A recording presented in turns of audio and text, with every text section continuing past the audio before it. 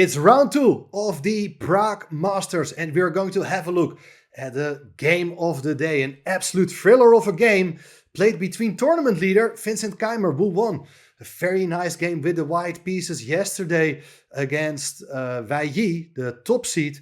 And he's playing, Vincent, with the white pieces against Chithambaram Aravindh. And that's a name you may not have often heard before. But Aravindh is a really strong, talented player.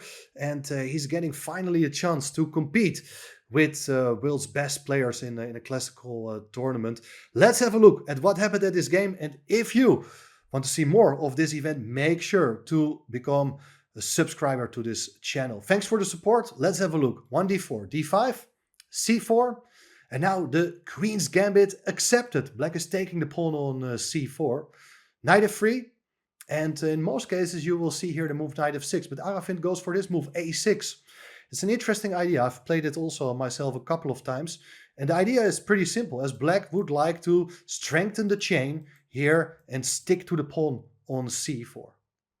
e3 played with the idea to take with the bishop on c4. Black goes for b5, and here it's the move a4, threatening to take on b5. You cannot recapture because it opens up the a file, and the rook on a8 is hanging, so therefore bishop b7 to protect the rook. White goes for the move b3, and well, it's actually not possible to stick to the extra pawn, which is not a big problem, as you can just continue developing here with the move knight f6. That is still a very well-known theoretical approach, and White has to decide, is he going to take on b5 or is he going to take on c4 immediately? Well, if you take on b5, everything can just be swapped in that case, and White wins back the pawn, but at the end of the day, not much material remains on the board. Like, you're going to play very quickly something like c5, knight e7, and the majority of games have ended in a draw here. So instead, the critical move is to take on c4. And in most games, Black decided here to take back on c4. And after taking back with a bishop, I mean, White is a bit better. And the fact that there are still pawns on the a file and Black's pieces on the queen side are a bit passive, it does give White something to play for. However, Aravindh comes up with an almost new idea, which is very testing. He played here the move b4. He's just saying, I have a passed pawn and I'm going to support it very quickly with moves like e6, maybe c5. And okay, White may have the center, but in the long run, if you have that passed pawn, that can become quite problematic for White. So White played here the ambitious move c5, so that Black is no longer able to play the move c5 here himself. Black goes for knight c6, protecting the pawn, but the queen comes out to b3 anyway, and you can see that White is about here to put a bishop on c4 and attack the pawn on f7. But great home preparation by the young Indian, as he played here fantastic move e5, and he's opening up the position. And taking the pawn on e5, for instance, with your pawn, will be met by knight e4. And next, there's going to be knight takes c5, when the queen on b3 is actually pretty badly placed. That would be quite a nice, promising position for Black. But instead of taking the pawn, Keymer played here the move bishop c4. He's hitting the pawn on f7. Black defends it with queen d7. And again, this is a super sharp position, and only if you're really well prepared, you may understand what is happening. Because according to the machine, White should go here for knight g5 to attack the pawn one more time. And I'm pretty sure this is something Aravindh had analyzed before, as the key move for Black here is just to ignore the pawn on f7 and go for an attack with the queen to g4 to threaten the pawn on g2 with the idea to hit the rook. And if you take on f7 with check, well, you just go away with the king. Maybe the king can just run over at some point to the queen side. But now the knight is hanging, the pawn is hanging on g2. Looks like Black is doing okay in this line. So very nice, big surprise for Keymer. After queen d7, bishop b2 was played. Pawn takes d4. And again, you may just take back with the pawn back on d4 to keep your center intact. But Black can also get his own king out of the center, and then your king is fine. And well, it's a very sharp double-edged game. But Keymer went instead here for this move. Bishop takes d4. But now the problem is that the pawn on c5 is not as well as protected as when you recapture with a pawn. There's knight e4. which is an excellent move as you're about to hit the pawn on c5. And now after queen c2, white is attacking the knight, and you may consider taking here on c5, but even stronger is here the move queen g4. You have seen that move earlier. Black is defending the knight on e4 and about to take on g2. What should white do? Well, don't castle here. If you do that, let me show you this brilliant idea. There is knight g5, and black is going to take over here with a threat to take the knight on f3. If you take yourself on g5, then black doesn't recapture, but instead takes on d4, attacking the queen, opening up the diagonal for the bishop, so that after pawn takes d4, it is checkmate on g2. Now, this didn't happen. Of course, Keymer is not such a bad player. He didn't castle. He played here the move bishop e2. And the idea is that taking the pawn on g2 is not possible here yet, because it hangs the knight on e4 with check.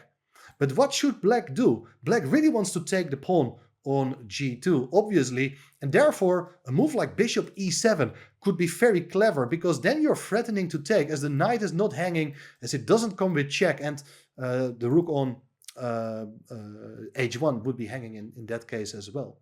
But black instead went here for this move, knight takes d4. It's very understandable. When you have a comfortable position, you're trying to simplify so that it becomes more clear for yourself. After taking this bishop, knight takes d4, attacking the queen, black captures the pawn on g2, hitting the rook, hitting the pawn on f2 as well. But after bishop f3, white is defending, is attacking the queen, defending the rook, and also the pawn on f2 is well protected. And it's a critical position here as well, because if you just go back with the queen to keep the knight defended, then white wins by means of this interference move c6, attacking the bishop, and the bishop no longer defends that knight on e4.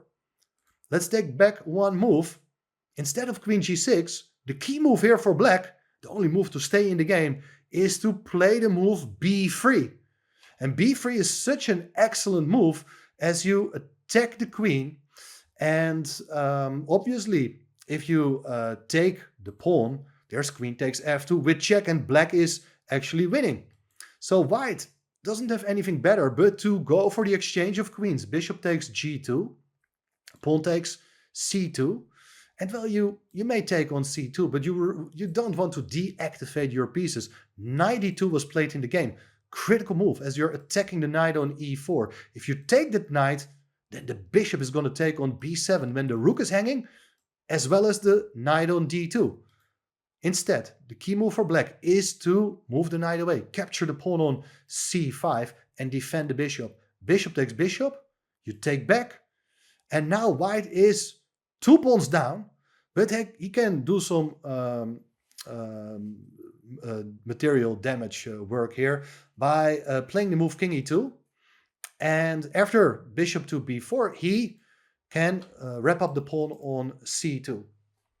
Bishop takes d2. And of course, black is still material up, so the exchanges are going to favor black. King takes d2, castling queenside plate, and now it is rook takes c2. You see that the extra pawn is on the c file. It's still on its initial square, and it's not promoting immediately. But does white have enough compensation here? That is the big question. And it's actually not really the case, because black is playing super actively with rook h e8. Excellent idea. White played the move rook g1, attacking the pawn on g7. Can play a simple move g6. And now rook c6. Okay, white is fighting here, attacking the pawn. Rook d6, offering exchange of one pair of rooks. Rook to c1. So the rooks are coming off the board.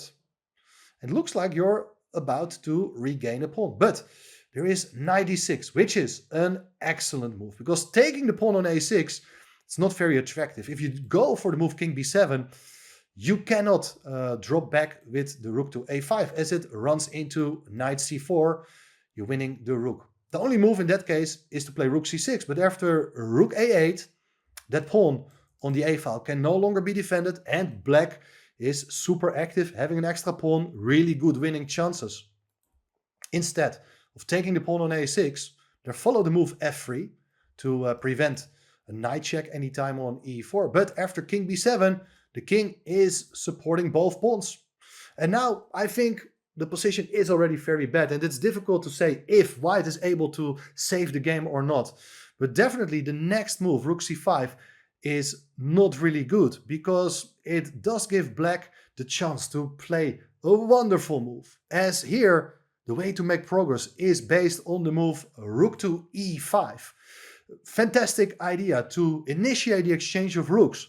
If you take it, there's knight c4, and after the king goes away, you take the rook, and you know, the more pieces are coming off the board, the easier it will become for black to mobilize that c-pawn. Even here, you gotta work, but it's technically winning for black. Of course, Keymer realized it and felt like he cannot go for the exchange of rooks. He dropped back to c2, but first going back to c5 and then to c2, that is obviously a waste of time. That rook on e5 is excellently placed, controlling the 5th rank with ideas to go either to the pawn on the a file or to the king side pawns. Black played here c5. That's of course also an important weapon to chase the knight away. The knight went back to e2, and here it is, rook h5. You're attacking this pawn. The king goes to e1, and well, you're basically hoping as white here that after rook takes h2, rook takes c5, the game goes on. Still better for black, of course, but much better technique here is not to trade off that passed pawn. You keep that pawn on the board, you bring up your king, king defends the pawn, and still white is thinking about how to defend that pawn on h2. Knight f4 was played in the game, attacking the rook supports the pawn on h2, but there is a rook e5, attacking the pawn on the e file. You got to play e4, but now it's time to play the move c4. Another excellent idea. The knight supports the march of that pawn, and after king d2, you can even play this move, f5, and you are getting rid of white's most important pawn on e4, so that white is no longer really able to get a knight into to d5. You may give the check, but you have to think about how to deal with that pressure against that pawn on e4. If you take on f5, you take with the rook, and well, there are so many weak pawns that it's very unlikely white is going to survive this. So instead they followed king e3 with the idea that after taking the pawn, you're not going to recapture, but you put the king on d4. And obviously there are ideas to get a knight to d5 as well. But first, black has to think about how to deal with his rook. The rook goes back to e8 as you want to stay in contact with your pawn on e4. If you take on e4, rook takes e4, it is just going to be game over. Therefore, king d5 was played here in the game. And now another very nice move, knight f5. The knight is on a very stable square. And the funny thing here is that whatever you do, if you take on c4 with your king or with your rook, or take the pawn on e4 with your pawn, there's always knight e3 with a fork. And that will win material. So that's a unique situation. And therefore, white first got to move the rook to b2 with check, but after king a5, well, another problem is popping up here as the pawn on a4 is another target. Pawn takes e4 was played, and, well, knight is under threat. White's maybe intending to take on c4 at some point, but black can first play here the move c3. And if you look at it, the rook is under an attack. After rook c2, there's knight e3 with, again, a knight fork. I mean, there are so many knight forks for black in this game. Very difficult to deal with all of them. The rook had to go back to b1. Now rook d8 check was played in the game. Where do you go with the king? If you go back to c4, then c2 is a nice move to hit the rook. If the rook goes away, you go rook d4, and you pick up all the pawns on the 4th rank. You gain the tempo hitting the knight on f4. That is absolutely game over. So instead, king e5 was played by Keymer, but after knight e3, you see that the c-pawn is really strong, and white also got to deal with ideas like a rook coming into d1. Therefore, knight e5 was played, blocking of the d file, knight takes, knight, pawn takes back, and you take the pawn on a4. That is simple and strong, as the king is about to support that c-pawn once the white rook is going to move.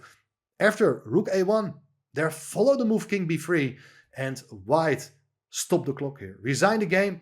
it's completely hopeless. Even if you take the pawn on a6, for instance, it's the move c2, you're threatening to promote. If you go behind, then there is king b2, and after, let's say, a check on b6, king c3, rook c6, you can move over to the d file, as thanks to that pawn on d5 and the rook on d8, you can of course not give checks anymore.